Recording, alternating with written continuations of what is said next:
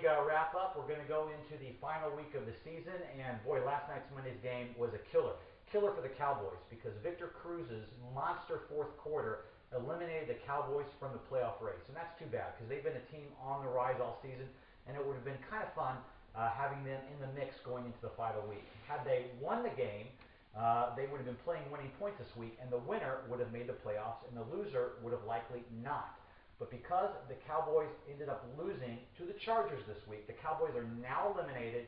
Winning Points and the Eagles have both advanced and will make the playoffs. The only mystery now is which team will be the bye team and which team will be the wild card team. And that will come down to this week's games. The only playoff seat still undecided is my division, Don't Ask versus Russian. Don't Ask beat Russian this week.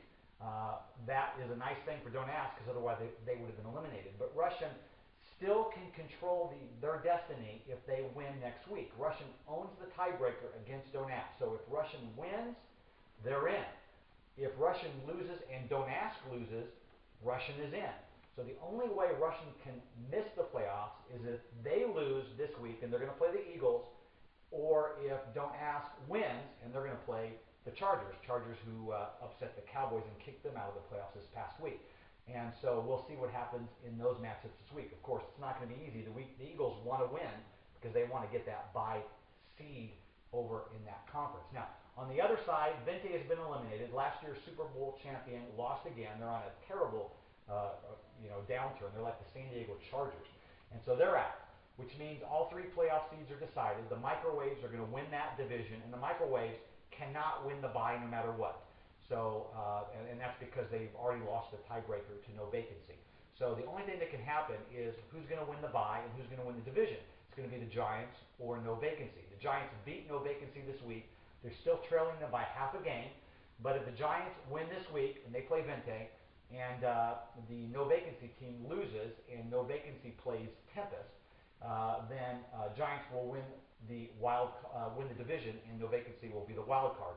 However, if no vacancy wins, they'll win the division and the bye, and the Giants will be the wild card. So that's it. Pretty boring going into the final week. We'll see what happens in the Don't Ask Russian scenario over there, and I'll get back to my guitar. Thank you. Well, the Giants won the overall points this week. They beat division rival No Vacancy. They've clinched a playoff spot, and they get the $100. Pretty happy about that. Let's go smoke another cigarette. Drew Brees led the way. Winning Points gets second place money. Tom Brady was the big star, but they got Gresham out of New Orleans with big points on Monday.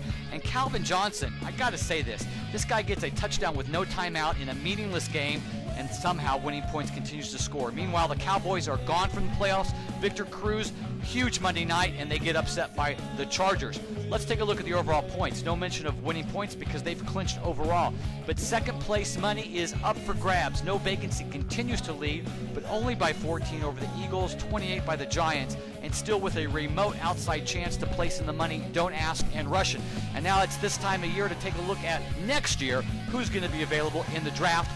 What you're going to be looking at. And it's a deep draft with McCoy and Bush and Wells and Turner, maybe even D'Angelo or Richardson, the college guy. Oh, and the wide receivers are pretty deep too with Wallace, Nix, Fitzgerald, Austin, who knows, maybe Reggie Wayne and Colston come back. And of course the quarterbacks are pretty deep too. Okay, let's leave you with some highlights from this week's USC-UCLA matchup.